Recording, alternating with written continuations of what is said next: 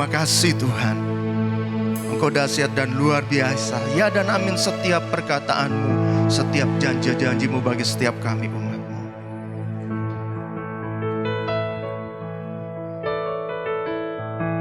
Haleluya. Mari kita siapkan hati kita untuk kebenaran firman Tuhan. Terima kasih Tuhan. Terima kasih Bapa. Kami memerlukan firman-Mu bagi setiap kami umat-Mu Tuhan. Berbicara bagi setiap kami lewat hamba-Mu Tuhan. Terima kasih Bapa.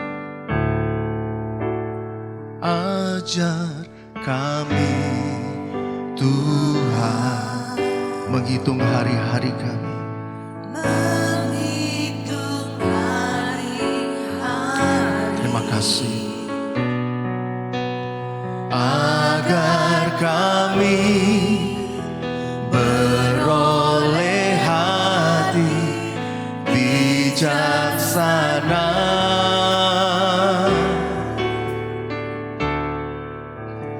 Ajar kami Bapa hidup di dalam firman-Mu, di dalam setiap jalan-jalan-Mu. Terima kasih Tuhan. Agar semua rencana-Mu digenapi.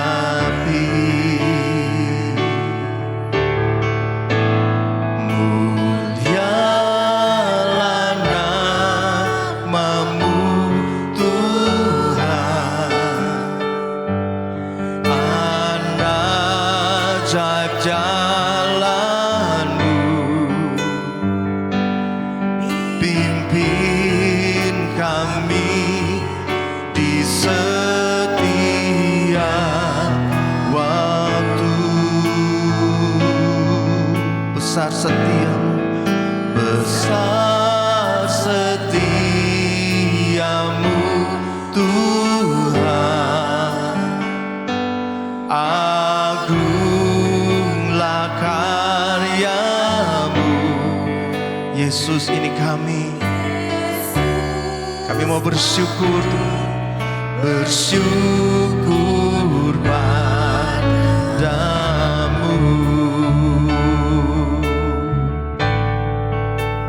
Ajar kami Tuhan menghitung hari-hari. Agar kami beroleh hati bijaksana.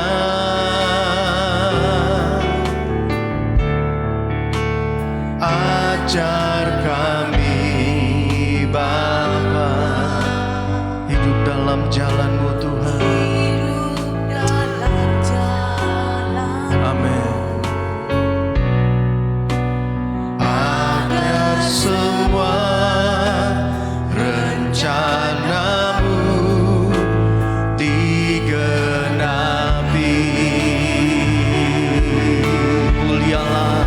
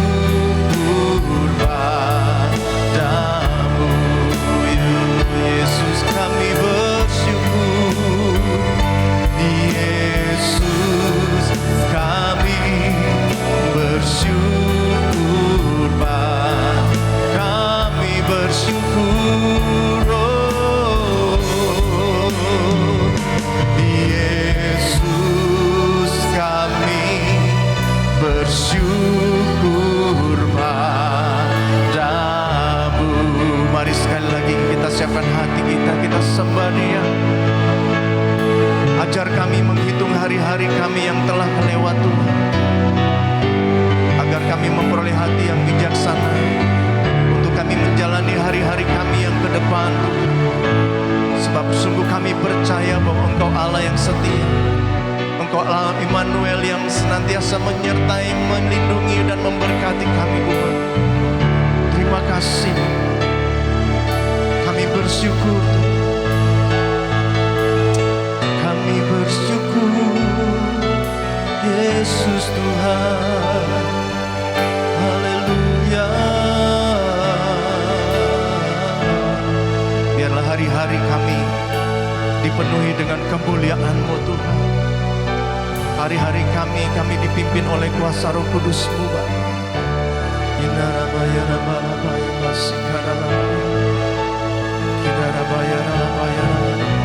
Terima kasih. Terima kasih. Bila Engkau tak besertaku,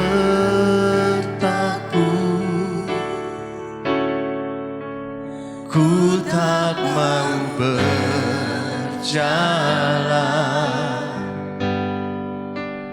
Ku perlu Tuhan, pimpin langkahku dengan kasih karunia-Mu. Pimpin langkahku setiap waktu, berjalan dalam Roh-Mu. Nyatakan Tuhan kemuliaan-Mu dan berjalanlah denganku. Bila Engkau tak besertaku,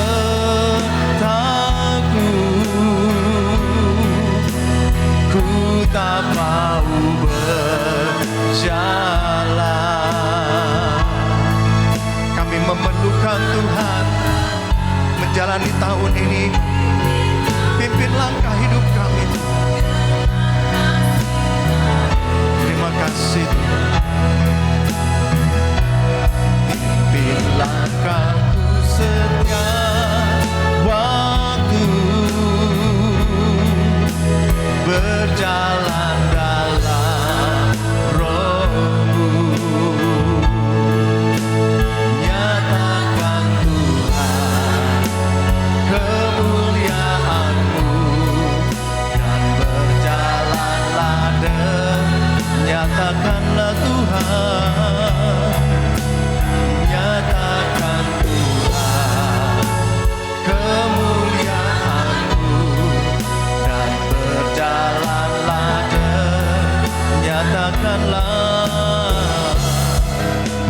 Nyatakan Tuhan kemuliaan-Mu dan berjalanlah denganku.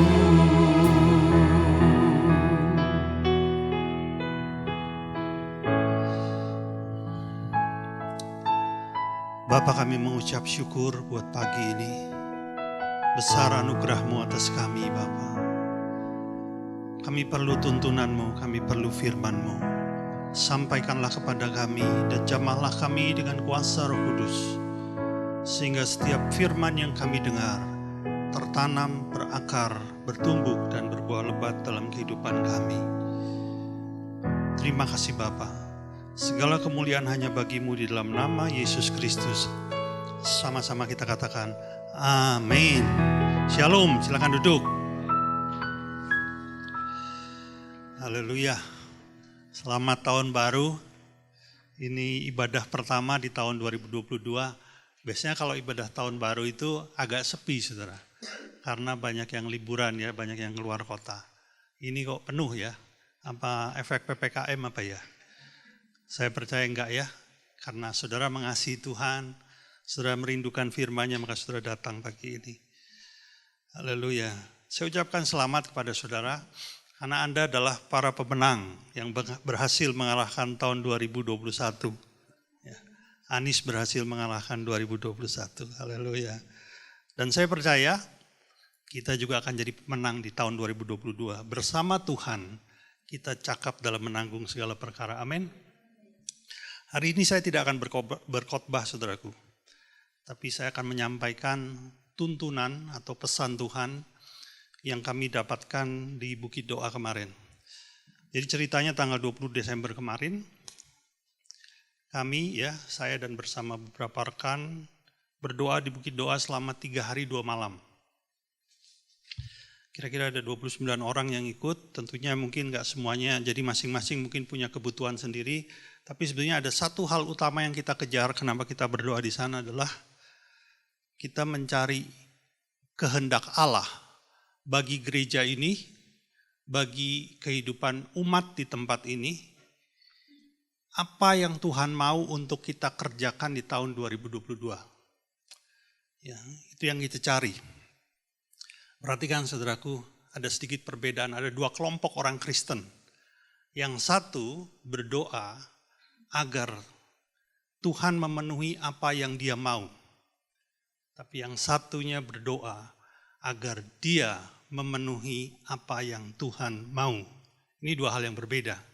Ya. Apa yang membedakan? Sebenarnya yang membedakan hanyalah kedewasaan rohani. Anak kecil itu biasanya kan minta, apa? Minta gitu ya. Tapi kalau orang yang dewasa, dia bisa memberkati orang tuanya, Pak. Ya, haleluya. Nah, setelah 3 hari berdoa, tepatnya pada hari terakhir, Tuhan memberikan sebuah tuntunan yang khusus buat gereja ini. Nah, ini yang saya mau bagikan kepada Anda dan saya pagi ini, karena ini akan menjadi sasaran kehidupan kita sepanjang tahun. Tujuan utama. Mari kita langsung melihat dari Kitab Wahyu mulai pasal 12, ayat yang pertama dan selanjutnya. Kita akan membaca melompat-lompat, saudaraku.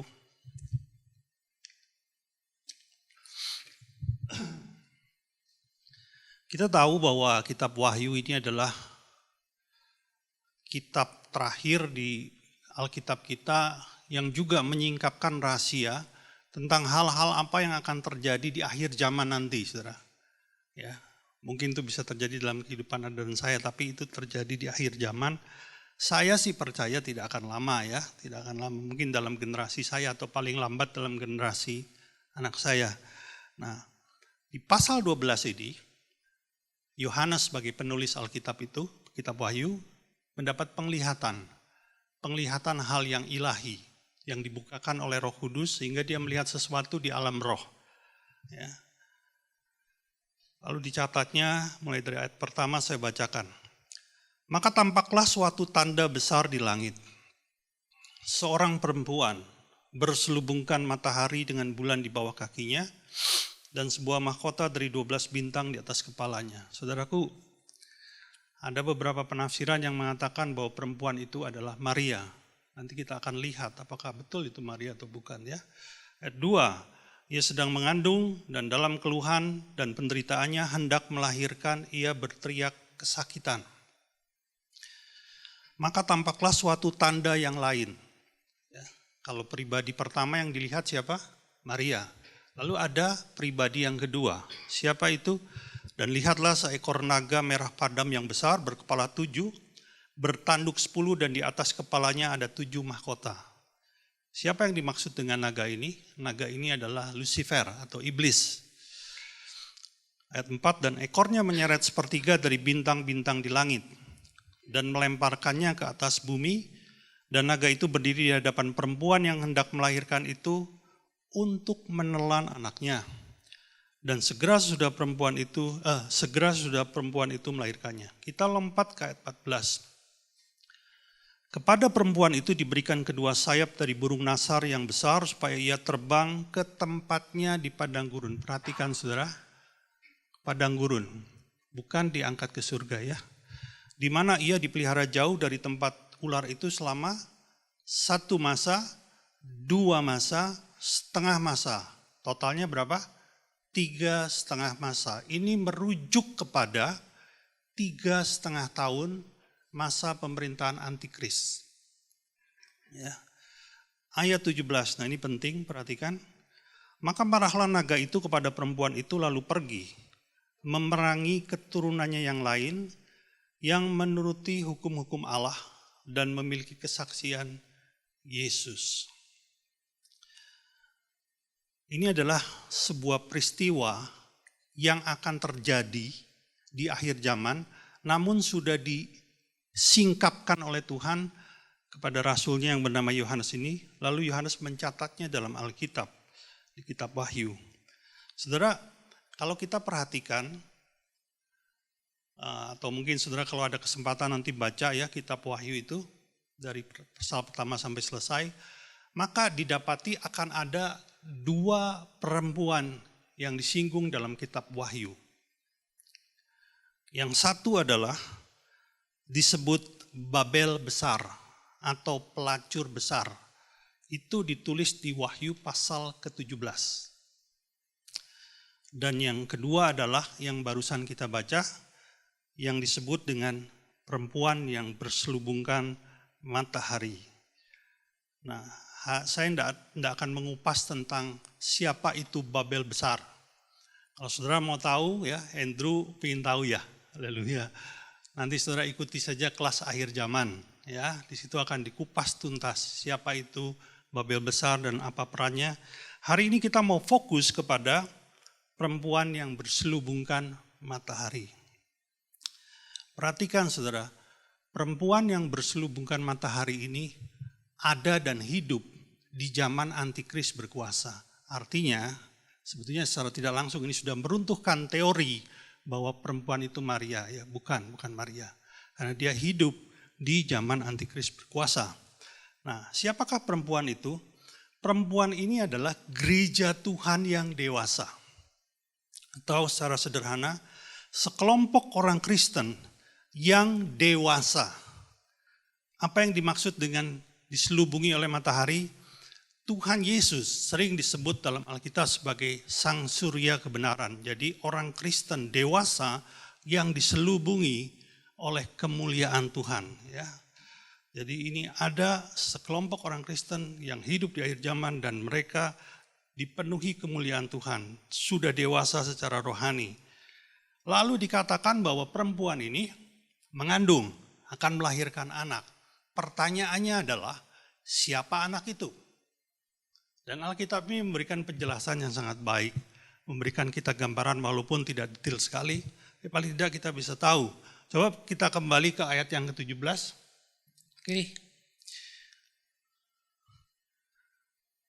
Keturunannya yang lain yang menuruti hukum-hukum Allah dan memiliki kesaksian Yesus. Jadi anak dari perempuan ini, baik yang sudah lahir dan yang belum dilahirkan adalah orang-orang percaya yang hidup menuruti firman Tuhan. Perhatikan dikatakan apa?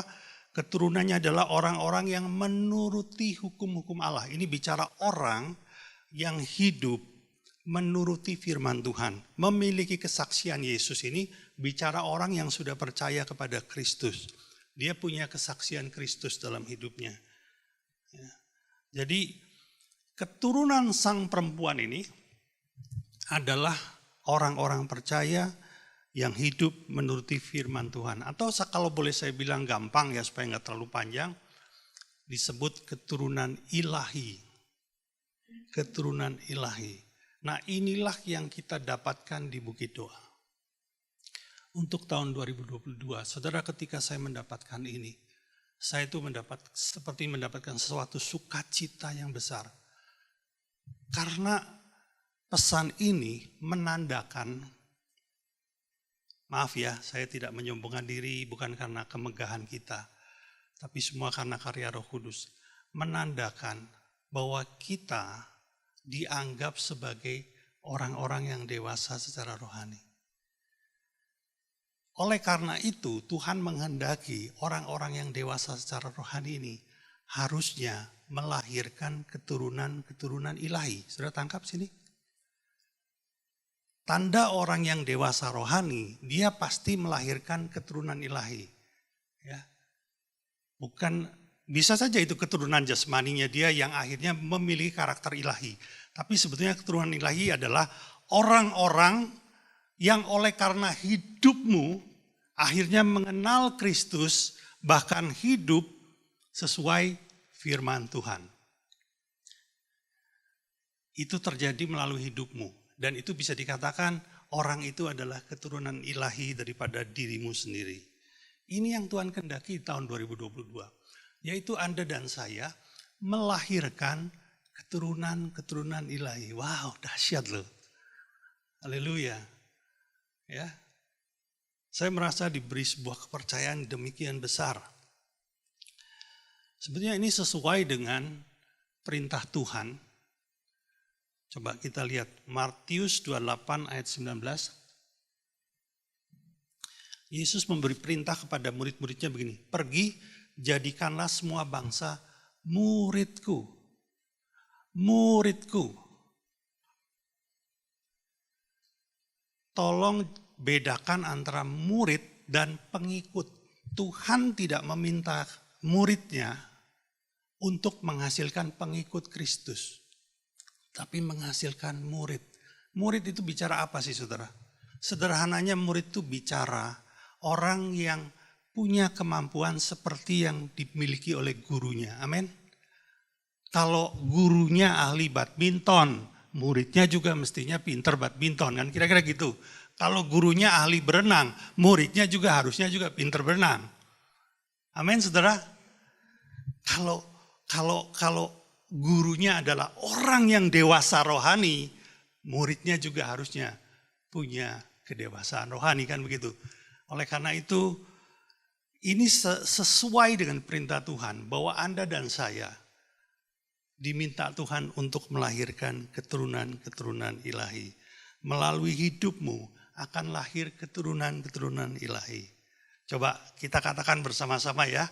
1, 2, 3. Melalui hidupmu akan lahir keturunan-keturunan ilahi. Sekali lagi kita rubah hidupmu dengan hidupku. Melalui hidupku akan lahir keturunan-keturunan ilahi. Saudara, mungkin saudara ada yang berpikir, Pak, susah Pak itu Pak. Nggak bisa saya begitu Pak ya. Saudara, mudah itu. Oleh karena itu gereja hari ini saya menggulirkan sebuah program. Programnya adalah 1M, 1M. Nah, gampang diingat ya. 1M, 1M. Atau IM. Tapi 1M, 1M aja deh. 1M, 1M. Apa itu 1M, 1M? 1M, 1M ini singkatan dari satu murid melahirkan satu murid. Sederhana sekali. Satu murid melahirkan satu murid. Jadi sepanjang 2022 targetnya itu sederhana dan sebetulnya tidak terlalu berat. Targetnya paling tidak Anda melahirkan satu orang murid. Hanya satu loh. Satu orang murid saja. Susah apa susah? Susah apa gampang? Haleluya. Saudara, gereja kita ini adalah gereja yang menginjil. Gereja yang memberitakan Kristus. Maaf saya pakai contoh, Anis saya buat contoh ya, nggak apa-apa ya. Anis ini adalah hasil dari penginjilan Laveta. Jadi Veta memperkenalkan Kristus dan akhirnya Anis menjadi orang percaya, dibaptis ya. Cuma kebetulan yang memuridkan dia adalah saya. Nah sebetulnya kalau yang memuridkan dia itu Veta ya, dan seharusnya memang begitu. Maka sebetulnya Anis ini adalah keturunan ilahi atau anak rohani dari Veta. Mengerti ya? Dia sudah melahirkan satu orang loh. Haleluya.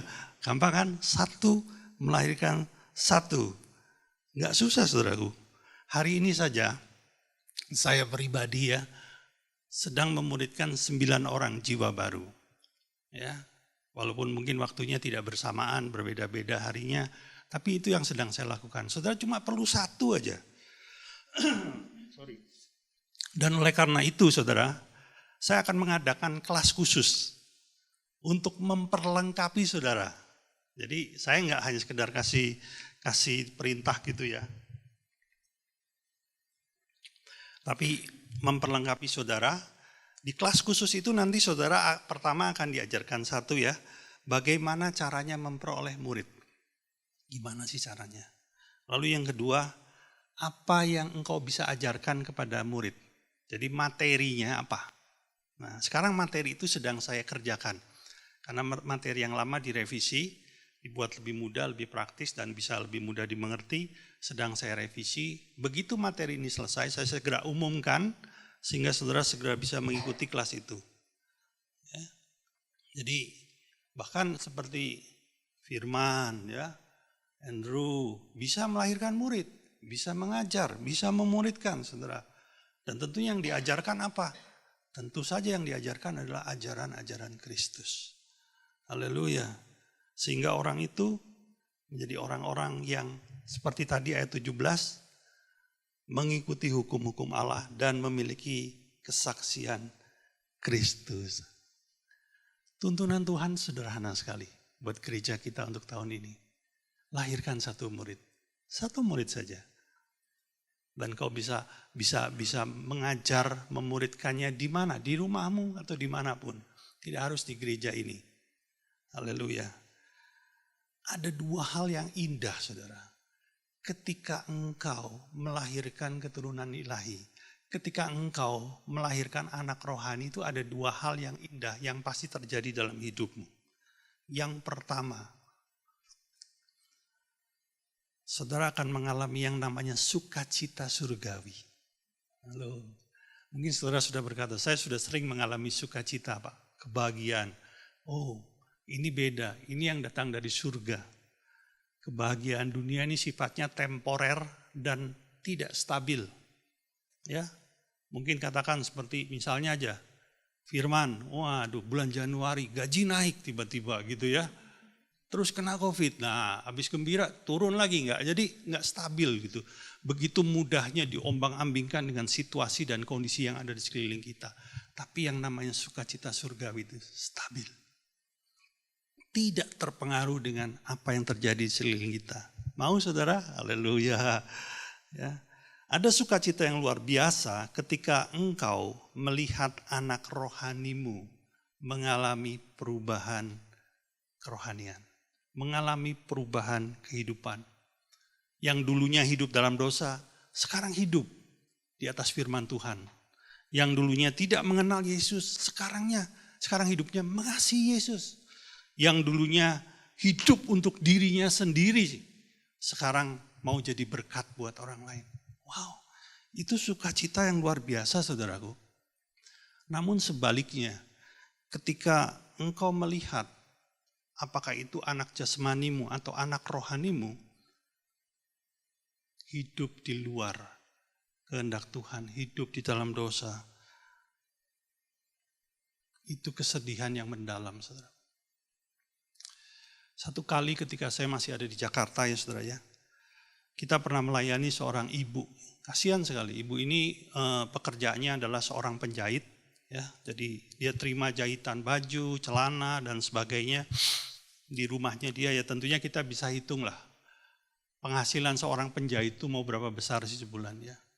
Dan dia juga ditinggal mati oleh suaminya, jadi seorang janda. Dan punya anak 3 orang saudaraku. Anaknya ini sudah dewasa, bahkan anak-anaknya ini sudah berkeluarga, artinya ibu ini sudah punya cucu. Tapi yang memprihatinkan itu apa? Ketiga anaknya ini hidup di luar hukum-hukum Allah. Mereka sudah punya istri, sudah punya anak. Tapi mereka terlibat dengan hal-hal yang salah. Dan yang paling mengerikan adalah mereka terikat dengan narkotik, saudara. Saudara, kalau orang udah terikat narkotik, mau punya harta berapa aja habis. Setuju, amin? Ya. Padahal mereka 3 ini ketika bapaknya meninggal, ibunya juga sayang sama ketiga orang, langsung dibagi warisan loh. Padahal ibunya ini masih hidup ya. Jadi dia langsung kasih itu. Bagian anak-anak udah kamu pakai buat usaha apa terserah. Itu yang namanya warisan tuh sampai habis loh saudara. Nggak berbekas itu, habis. Dibuat kehidupan seperti itu. Mending kalau berhenti sampai di sana. Setelah nggak ada uang, dia datangi mamanya. Dia minta lagi sama mamanya. Sampai bilang mamanya bilang gini, aku udah nggak ada duit. Ini hari nggak ada jahitan, sepi. Tahu nggak apa? Semua barang yang ada di rumah yang bisa dijual diangkut sama anaknya, bayangin.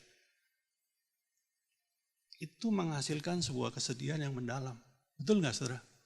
Mamanya bilang gini, Pak Hari, saya sedih bukan karena kehabisan harta. tapi karena melihat kehidupan anak saya. Kalaupun harta saya habis, tapi hidup mereka menjadi baik, saya rela. Saya sedih karena kehidupan anak saya. Oleh karenanya, ketika seseorang melahirkan keturunan-keturunan ilahi, sebaliknya yang terjadi adalah sebuah sukacita yang luar biasa. Saya kasih satu bukti aja ya.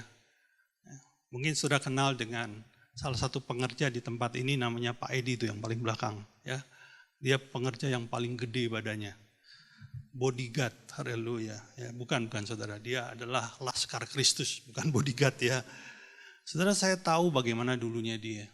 Aduh, hidupnya karpe dewe kata orang Jawa itu ya. Terlibat judi, minum. Saya kalau ke rumahnya dia itu yang namanya bir itu pasti tersedia itu di kulkas. Ya, hidup dalam dosa. Tapi ketika dia berjumpa dengan Kristus, ya kebetulan saya kan jadi gembala di sini ya. Artinya saya sebagai bapak rohaninya. Apa yang Tuhan buat di mana dia berubah, meninggalkan judi, meninggalkan dosa. Dulu yang semaunya sendiri, sekarang hidup melayani Tuhan. Jadi berkat buat banyak orang. Saudara, sukacita seperti itu, ketika saya melihat kehidupan yang berubah seperti itu nggak bisa ditukar dengan uang loh. Bahkan uang senilai 10 miliar pun tidak ada harganya dibanding sukacita itu, saudara. Saudara tangkap nggak? Ketika engkau melahirkan keturunan ilahi, maka sukacita surgawi akan kau alami. Dan itu lebih bernilai dari apapun, saudara. Oleh karenanya, Yohanes itu selain penulis kitab Wahyu, dia juga menulis kitab 1 Yohanes, 2 Yohanes, 3 Yohanes ya. Dan dia menulis sebuah kerinduan. Coba kita lihat dari 3 Yohanes 1 ayat 4. Dia bilang begini, bagiku tidak ada sukacita yang lebih besar daripada mendengar bahwa anak-anakku hidup dalam kebenaran. Anak-anak yang dimaksud Yohanes ini bukan anak jasmani loh, tapi anak-anak rohaninya dia. Saya berdoa kepada Tuhan, ya khususnya buat anak saya, juga buat orang-orang tempat ini. Saya bilang begini, Tuhan, saya tidak minta anak saya menjadi kaya, tapi izinkan saya melihat bagaimana hidup mereka menyenangkan Tuhan. Itu sukacita, itu hadiah terbesar dari Tuhan buat saya. Dan itu pula yang harusnya menjadi kejaran bagi kita. Itu yang pertama. Lalu yang kedua, yang kedua ini dahsyat saudaraku. Apa yang terjadi ketika engkau melahirkan keturunan ilahi? Hidupmu akan disertai Tuhan. Wow. Mari kita lihat Matius 28 ayat 20.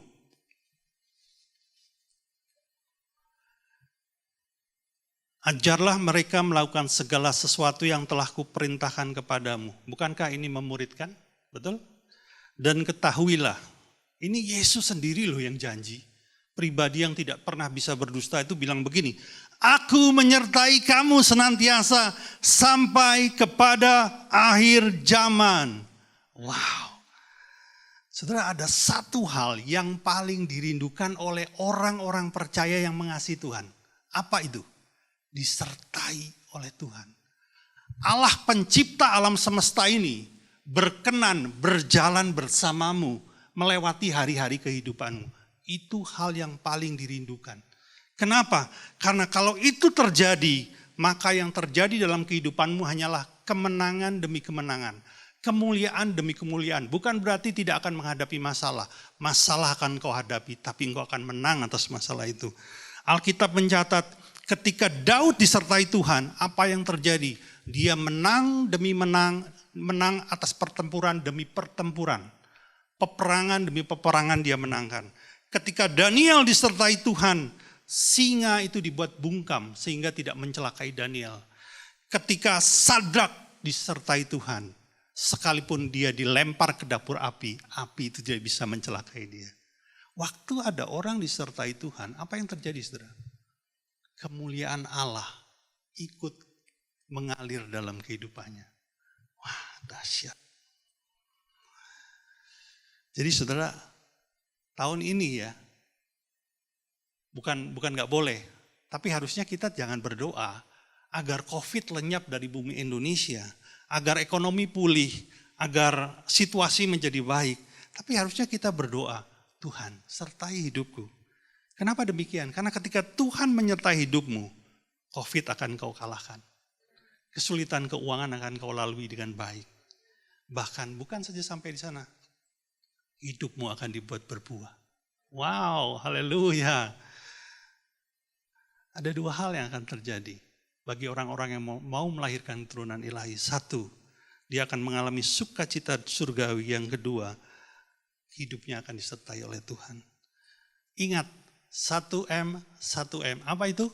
Satu murid melahirkan satu murid. Sederhana sekali, enggak susah.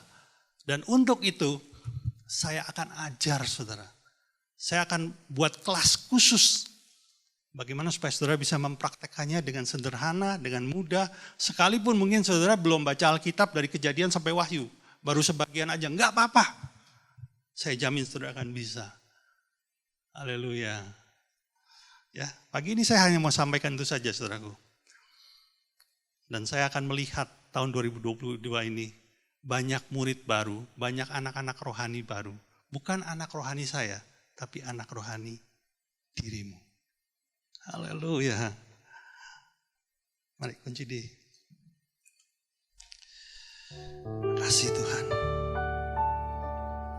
Ku bersyukur Kau memilihku menjadi hamba-Mu, melayani-Mu.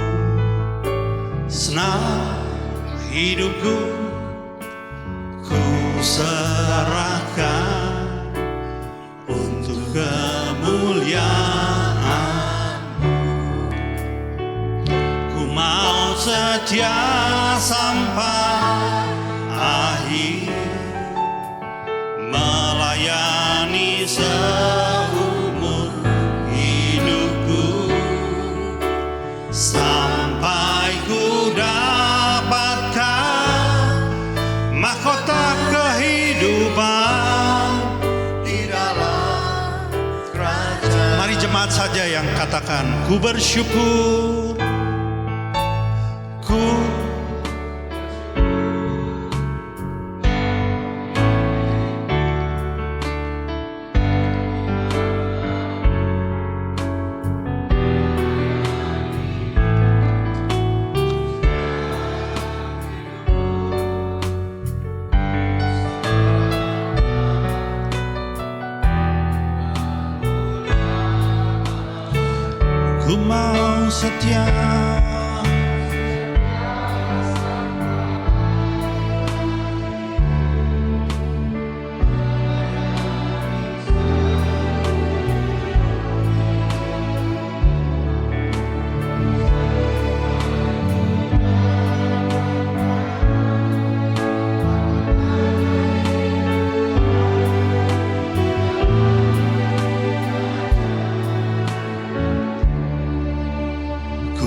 mau setia sampai akhir, melayani seumur hidupku, sampai ku dapatkan mahkota kehidupan di dalam kerajaan. Biar musik saja menyanyikan lagu ini.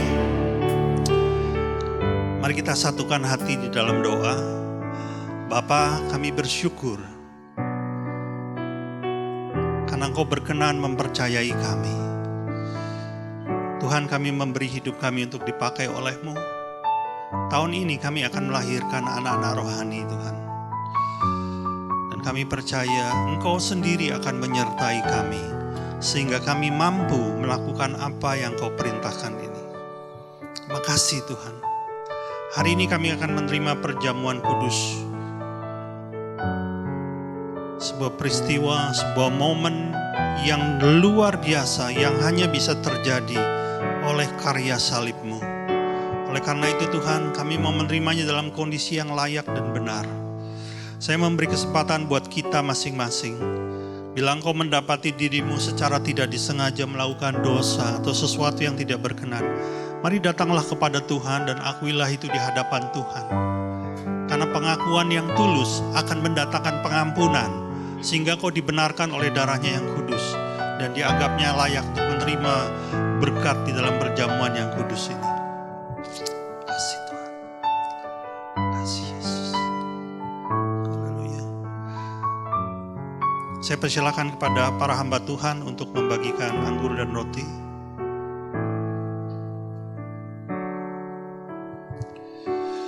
Ku mau setia sampai akhir, melayani seumur hidupku,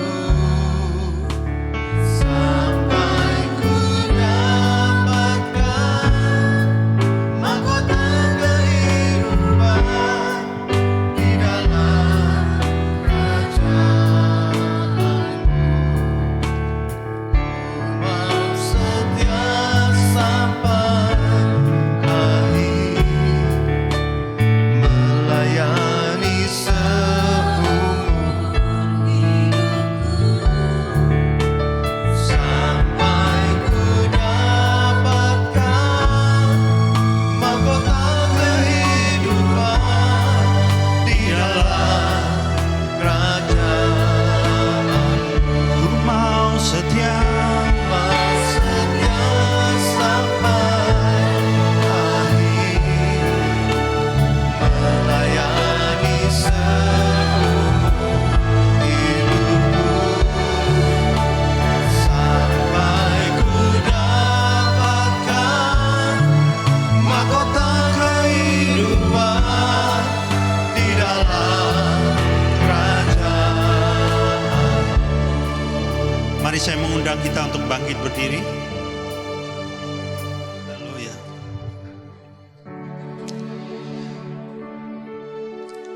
Mari kita angkat roti di atas kepala kita. Haleluya, terima kasih Tuhan. Sebab apa yang telah kuteruskan kepadamu telah aku terima dari Tuhan, yaitu bahwa Tuhan Yesus pada malam waktu ia diserahkan, mengambil roti dan sudah itu ia mengucap syukur atasnya. Ia memecah-mecahnya dan berkata, "Inilah tubuhku yang diserahkan bagi kamu. Perbuatlah ini menjadi peringatan akan aku." Jemaat yang dikasihi Tuhan, bukankah roti yang kita pecah-pecahkan adalah persekutuan kita dengan tubuh Kristus? Mari kita makan di dalam namanya.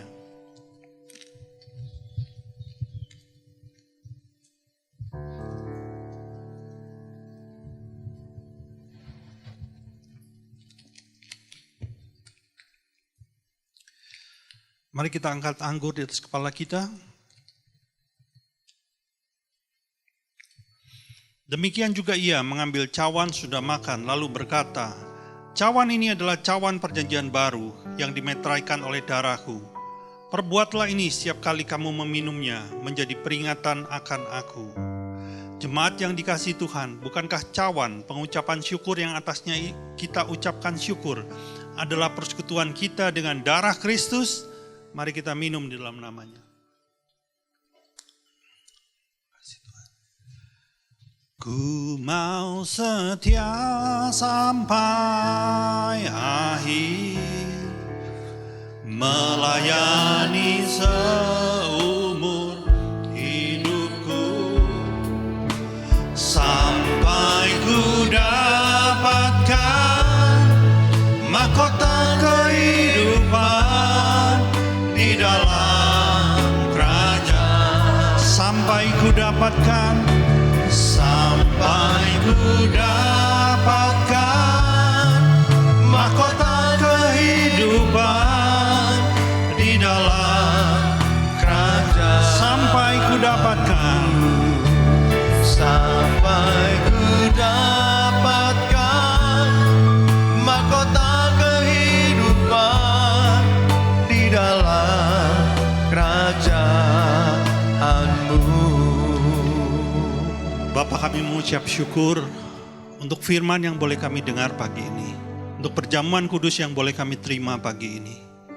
Ini hidup kami Bapa yang sudah menjadi milik-Mu, Nyatakanlah kehendak-Mu, pakai hidup kami, sehingga segala sesuatunya menjadi berarti dan memuliakan Engkau. Segala pujian, hormat, dan kemuliaan hanya bagi-Mu. Di dalam nama Yesus Kristus, sama-sama kita katakan, amin.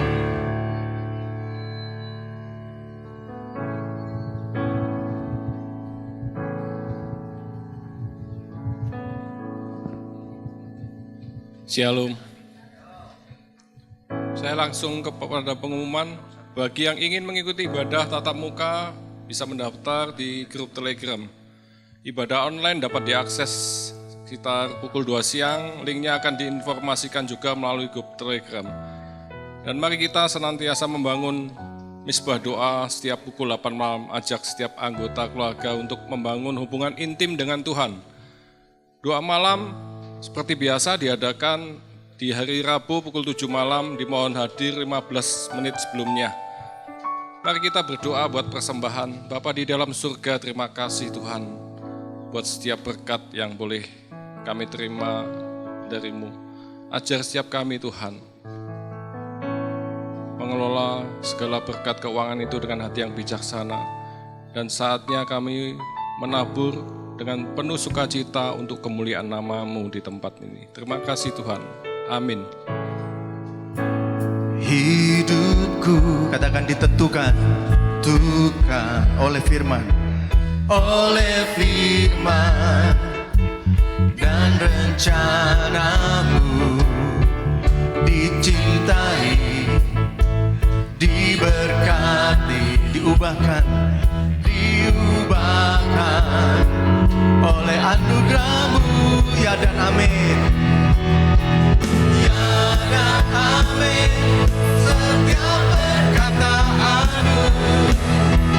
Ya dan amin, setiap janji-janji-Mu. Imanku kuat karena firman-Mu. Setia Kau bagiku, sempurna Kau Yesusku. Sempurna Kau Yesusku. Sempurna Kau Yesusku. Mari kami undang Bapak Ibu untuk bangkit berdiri. Kita tutup ibadah pagi ini dengan doa. Bapa di dalam surga, terima kasih Tuhan buat waktu, kesempatan, kesehatan yang masih Engkau berikan pada setiap kami. Kami bersyukur Tuhan. Di awal 2022 kami mengawali ibadah pertama ini. Makasih Tuhan buat firman-Mu, buat tuntunan-Mu atas gereja GW Hope. Terima kasih Tuhan buat kepercayaan Kau beri. Terima kasih, kami bersyukur buat karya-Mu yang indah atas gereja-Mu. Pakai gereja ini, berikan pewahyuan, hikmat ilahi turun atas gereja ini, hingga melahirkan generasi-generasi ilahi yang mengasihi Engkau, yang takut akan Engkau. Generasi Daud, generasi Yosua, generasi Daniel lahir atas gereja ini Tuhan. Karena gereja ini mau taat dan setia dipimpin oleh Roh-Mu. Makasih Tuhan, kami minta hati lagi yang lebih bergelora lagi Tuhan. Dari sebelum-sebelumnya, kami minta Tuhan, hati Tuhan menguasai hidup dan hati setiap kami. Pimpin kami Roh Kudus, hidup di dalam kebenaran firman Tuhan sepenuhnya di sepanjang kehidupan kami. Beri kemampuan untuk kami boleh melahirkan keturunan-keturunan ilahi dengan hati yang humble, hati yang penuh rendah hati. Kami menerima itu semua Tuhan, oleh karena iman di dalam Kristus Yesus. Kami berdoa untuk gembala kami Pak Hari, pakai hidup beliau Tuhan lebih lagi. Hati hamba, hati Bapa senantiasa melekat di dalam kehidupannya. Memimpin setiap umat-Mu, seluruh pelayan-pelayan Tuhan di tempat ini, menjadi pribadi-pribadi yang Kau ingini Tuhan. Berkati istri serta anak-anak beliau. Berkat yang sama boleh kami terima Tuhan. Kami minta Tuhan berkat-Mu buat seluruh umat-Mu GBH di tempat ini, pelayan-pelayan Tuhan di tempat ini. Pakai hidup kami Tuhan, lebih lagi Tuhan. Kami minta Tuhan perkenanan-Mu. Kami minta Tuhan tuntunan-Mu. Kami minta Tuhan hati-Mu. Makasih Tuhan Yesus, beri kemampuan, lengkapi kami Tuhan. Hingga kami mau berjalan di setiap jalan-jalan yang Kau mau. Karena Engkau di sana menjadi pembela kami ketika kami jatuh, ketika kami ada masalah. Makasih Tuhan Yesus, jadikan kami alat bagi kemuliaan-Mu, hingga hidup kami berarti, berbuah lebat bagi kemuliaan nama-Mu. Makasih Tuhan Yesus, berkati Tuhan Indonesia Tuhan, di tahun 2022 ini Tuhan. Kami minta Tuhan pertobatan, kami minta keselamatan, nyatakan kemuliaan-Mu atas Indonesia Tuhan. Landa hati bangsa ini dengan hati yang takut akan Tuhan. Terima kasih Tuhan, Kau berikan pemimpin-pemimpin yang baik Tuhan. Berkati pemimpin-pemimpin kami Tuhan, dari yang atas sampai yang terbawah. Dengan hikmat kebijaksanaan ilahi turun atas mereka semua, agar setiap keputusan yang dibuat adalah keputusan yang benar dan tepat buat kesejahteraan seluruh rakyat Indonesia. Sebentar kami boleh pulang Tuhan, kami akan menerima berkat daripada-Mu. Mari jemaat yang kasih Tuhan, kita angkat kedua tangan kita dan arahkan hati kita kepada Bapa di surga. Diberkatilah Engkau berlimpah-limpah dengan segala yang terbaik dari Allah Bapa, kasih-Nya yang sempurna di dalam Yesus Kristus, serta kekuatan, pertolongan dan penghiburan dari Roh Kudus, memampukan engkau untuk hidup dalam segenap kehendak Allah. Kita yang sudah menerima semuanya itu, sama-sama kita katakan, Amin. Selamat siang.